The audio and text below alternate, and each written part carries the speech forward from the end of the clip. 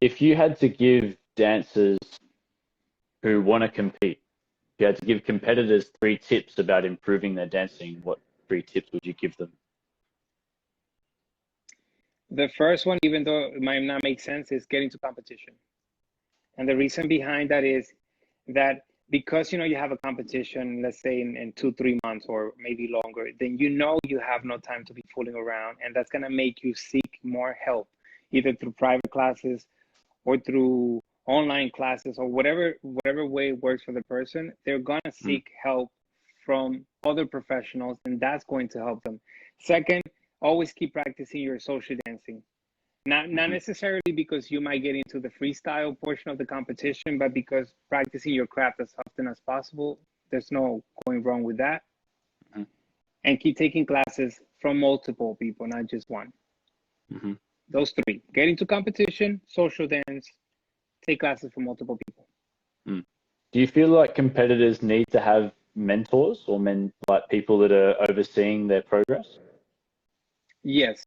And it's okay to have more than one. And you can Yeah. switch them if you cannot afford to have more than one.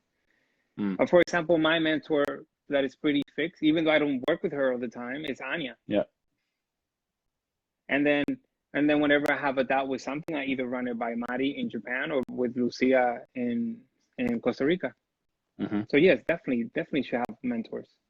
Mm. And people that are not just giving you advice about what you should or shouldn't do, but people that can check in with you to see how you're going progress wise. Right. Well, ultimately that's what it is. You make a choreography, Yeah. and whenever you feel ready, you share it Yeah. with them, and they give you feedback. So Okay. it's always good to have that. And it's not something that is limited by time or distance anymore because the world's so connected via social media. So you can Exactly. you can literally get in touch with anyone. Exactly. Even Mm. Mari and I, like Mari right now is working on her new solo, and she sent it to me for feedback. And what Yeah. do? I look at it and I give her feedback. Lucia does it. Lucia, who's won like 11 championships, she still checks in with me. So we all need that. At the end of the day, it doesn't Yeah. matter what level you are or how accomplished you may be. You should always be humble enough to request not the approval, but the feedback of another peer. Mm. Because I feel like in competition, there's always going to be some element of bias. So the more perspectives that you get will ultimately benefit you, right? Right. Absolutely. Because not every judge in any panel of competitions in our community is going to have the same opinion as the one next to them. Mm, absolutely. So if you can get your opinion of everybody, but you still need to find your own center, Hmm. then yes, always go for it. Mm. Do you feel like there's a platform for you to moving to judging more competitions in the future? I believe so. Yeah.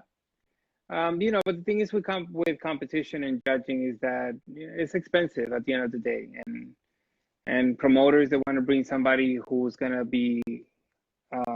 who's gonna draw a crowd to their event, Hmm. and somebody who's respected in what they do. But I think there is, because Mm. even Billy has put me to judge several times in other competitions. Not at the summit, obviously, because I'm always competing there.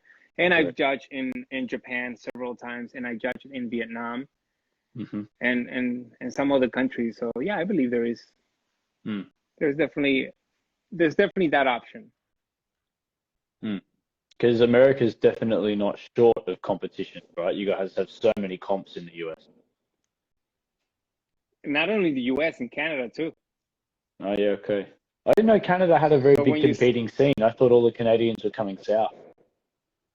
oh no, when you say America, you're correct. The entire America is into competition. South Yeah. America, Central, and Northern.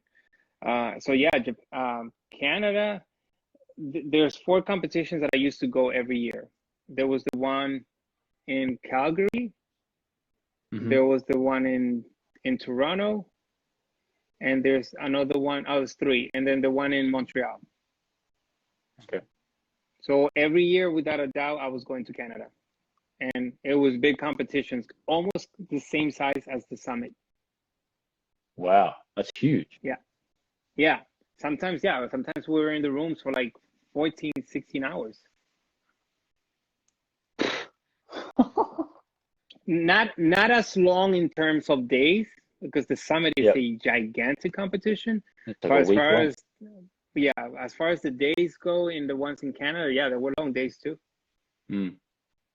Because Canada's got some pretty incredible, like some amazing dancers are coming out of Canada. Like a few years ago, before he moved to Australia and became Australian, like they had Mario. Like Mario is a 10 times Um, world champion. They've got Harold and Regan, who are multi-world champions in bachata cabaret.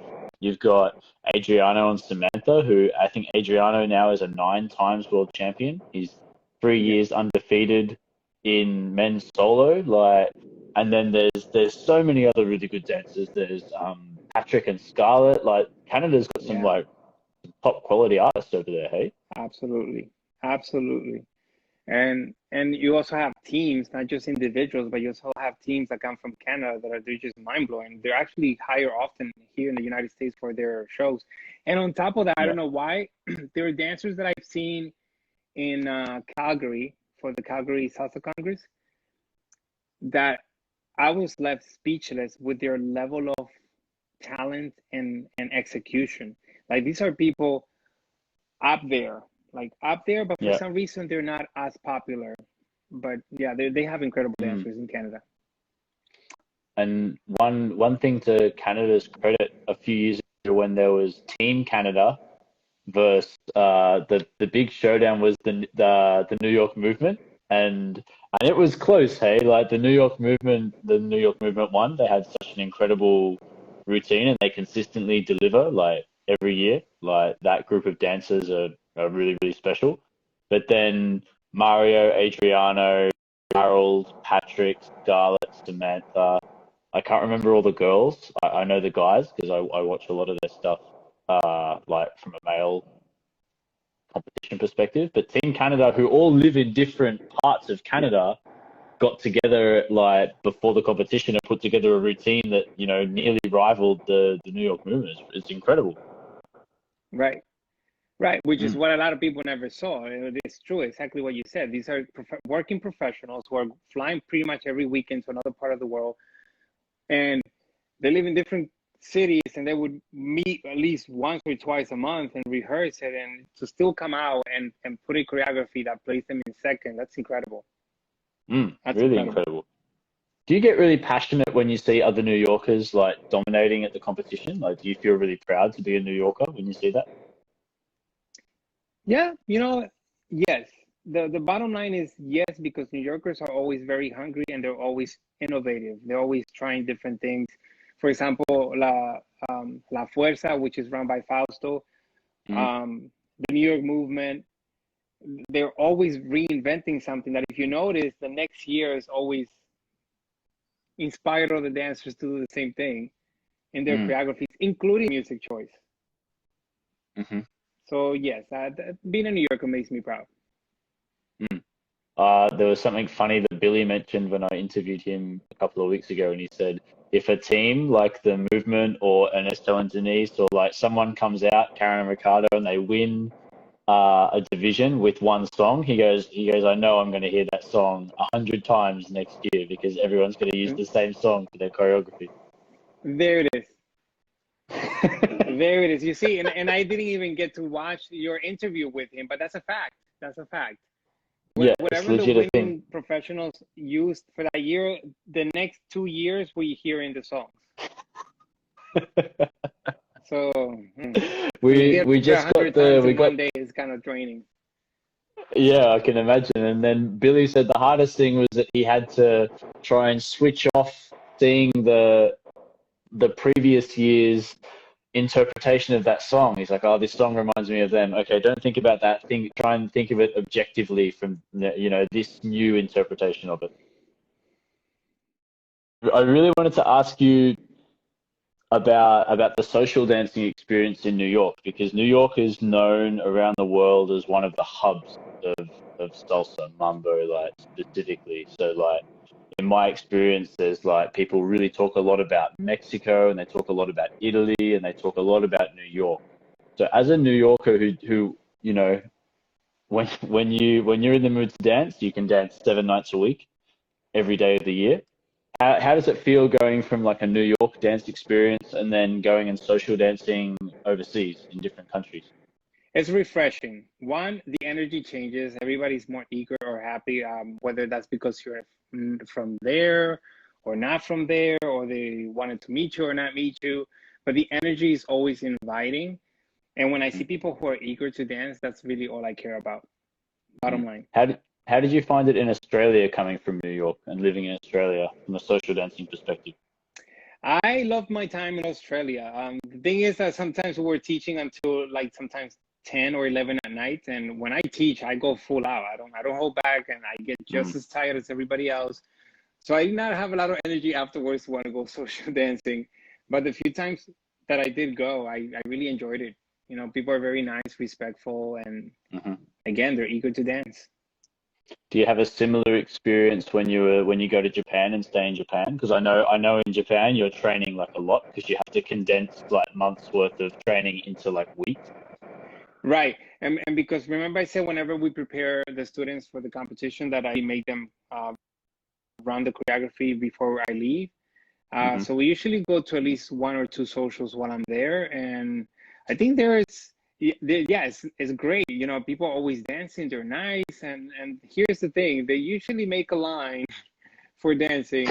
And I asked Maddie the last time to count how many, so I knew how to pace myself. And there was 42 Yep. ladies lined up At once.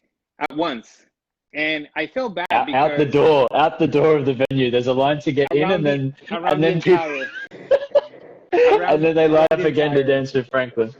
around the entire social, they were lined up, and I felt bad because other gentlemen were asking the ladies to dance, and they would say, "Oh no, no, I'm waiting to dance with him." So I was That's dancing funny. roughly with four ladies every song, so that Oh wow. so that I can like go through it a little faster. Yeah, and that was in Tokyo. That was in Tokyo, yeah.